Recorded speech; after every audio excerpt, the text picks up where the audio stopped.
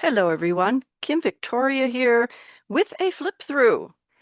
I did a whole series of videos for this journal, and it is finished. So it's time to do a flip through, right? So for those of you who watched the series, I decided I would create some kind of a book plate. And what I did here is I had a little collection that I'd gotten from a Grabby box that was part of that collection last year that had some of these wonderful frames. But I couldn't print in the frame. So I went into my computer program and printed out a piece of paper using what was called Chopin script. Well, this whole journal is about vintage music. So there's kind of a classical music theme running in here. And also, when we think about the classical masters of music, we think of Beethoven and Chopin and Handel. And, they had a lot of ruffles on their clothing in those days. So I wanted to put a ruffle on it. And this cover is cushioned. I put some quilt batting inside so that the outside of the cover has a nice little give to it. So, the lace, the music paper, and it's chunky. It's a chunky one. And I had an option on this one of when I put the ruffle on, I could have put the closure on the other side of the ruffle, on the interior side. And when I was doing it, I just needed to make a choice. And I chose to put it on the inside. And if I were to do that again, which I'm sure I'll do lace it sometime again, I will put the closure on the other side so that the ruffle is showing more. But this looks great. This looks fine. I'm not upset with that. I left the back plain. I left the spine plain. It's a hidden spine. Okay. So on the inside, it is a separate cardboard, a separate piece of fabric. It's a hidden spine. And so that's that's a very nice way of doing it because it creates a float so that when you go to open it, everything is more inclined to lie flat because it's not constricted by a sewing on the to the outside board. So because this is pretty fat, there's still there's still a lot going on in here, but it does lay flat as well. And that's because of this looseness in the spine being separate from the outside. Okay, so the way I finished it off, so here we go with the flip through, is I filled up a lot of pockets. I have a lot of pockets. This one, the front and back pockets have this accordion sides, so they have a nice expansion to them, and I added an extra pocket there.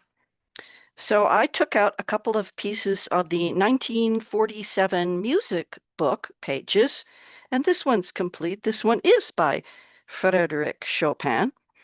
And so it's all the pages of that. So this is something that whoever comes to have this journal, they can use it somewhere in the journal. They can tear it up or they can leave it whole. So perhaps they play the piano. So that's a vintage, the whole journal I call the vintage music. That's a vintage piece of music from a vintage book anyway. So it's an antique piece of music. So anyway, yeah, so I've got that and just filled up the pocket a little bit. And I have a lot of little tags and cards going throughout. So I have a few of these pretty paper clips. So I decided I would use these. We have some vellum. These pages were from a fabric samples catalog. So all very vintagey kinds of fabrics. And inside, I have I bought some printables so I could have some vintage images and to go with this whole theme. And also found some composition definitions and some fun quotes. So I really wanted to make it as vintagey as I could. So everything has that old look to it, even the scrapbook paper. So this was scrapbook paper And I found, yeah, some nice vintage images, some coffee and tea dyed papers throughout. This is a fun little folio I thought I would work with and do something a little different for this one. So kind of collagey and rubber stamps. Yeah, so have a little fun with that. Some little clusters, part of some of the printables I found, and I will put links to the printables in the description box in case you are interested. And this is a little tuck spot. I don't have anything in it, but it's there. This is a flip up and a pocket.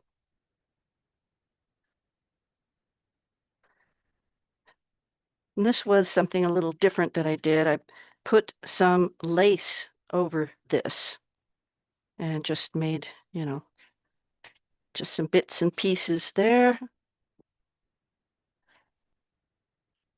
Sewed on lace, glued on some ribbon, created a writing spot, just a little flip out. This is one of those corner flip ups. Come on, there we go. So I really wanted to give it a lot of journaling spots. Another vellum pocket with a little washi tape on the edge. And I found that and I mentioned this in one of the previous videos, but the Barely Art Precision Craft Glue works very nicely on the vellum.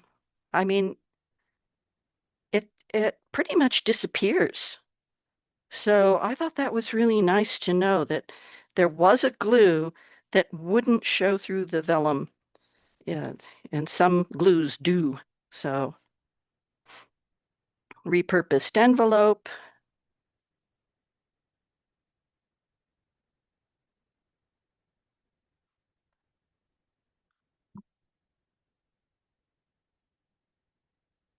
Some vellum. Okay, so I had to make, this was envelopes that I dyed and the glue gave up, so they just open. And one of the printables, a fun little card.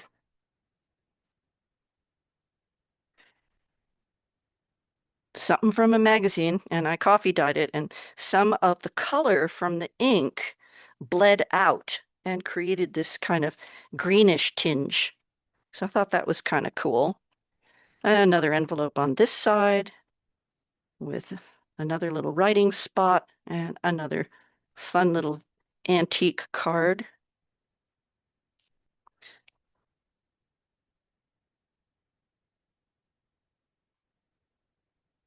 And this is from the printables, and they were small, and this picture frame was on this scrapbook paper, and it fit, which was really cool.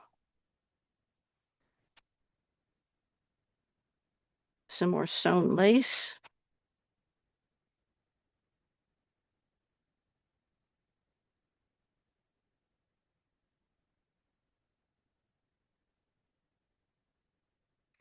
Another belly band of lace.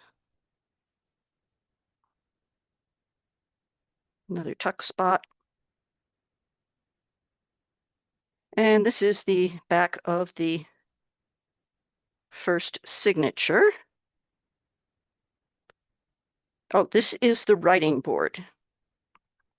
This is a belly band with from that catalog pages and just a nice writing board.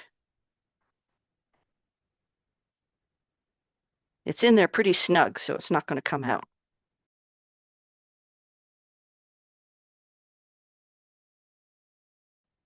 Each signature is different. So in this signature, I decided to keep this one very simple.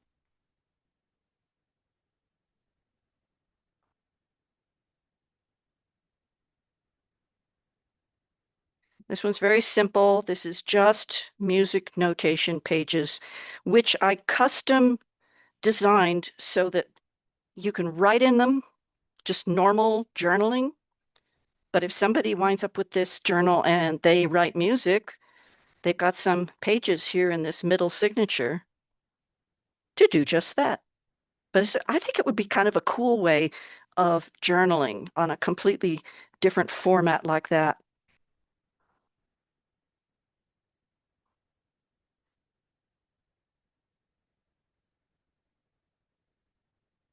Okay, so second signature and third signature, scrapbook paper. All of the signatures are wrapped with a scrapbook paper.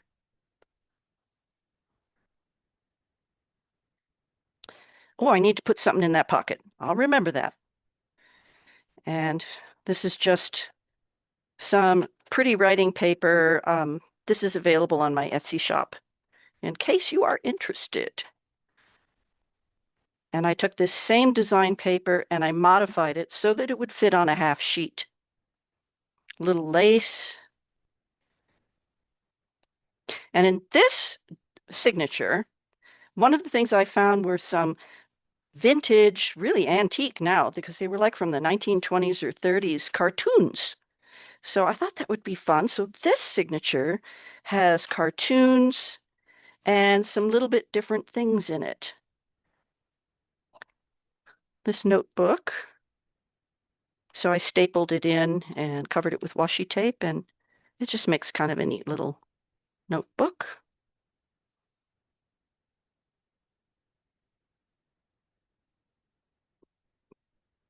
Or also, I stamped these to look like postcards. They were part of that printables I found.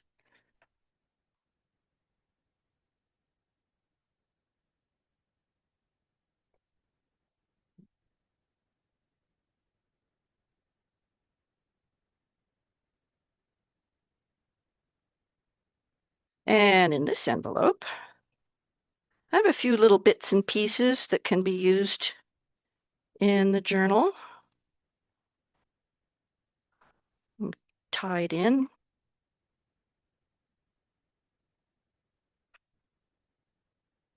This is not a flip up, it's just a pocket.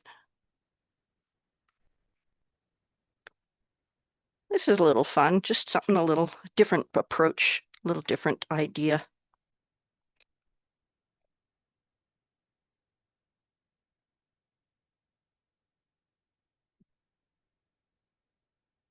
And this is a sewn notebook. Just a little notebook there. Okay. And we get to the back and we have the little pocket, the little writing card tag. And these were the last pieces of the scrapbook paper that I had that were music themed. And this also is an expanding pocket. And I have one more thing. If you saw the very first intro video, I was showing all of my supplies. And I didn't use all of the supplies. Obviously, I couldn't have. I had plenty to choose from, and then I chose some. So the one thing that I had was some music-themed buttons, shank buttons.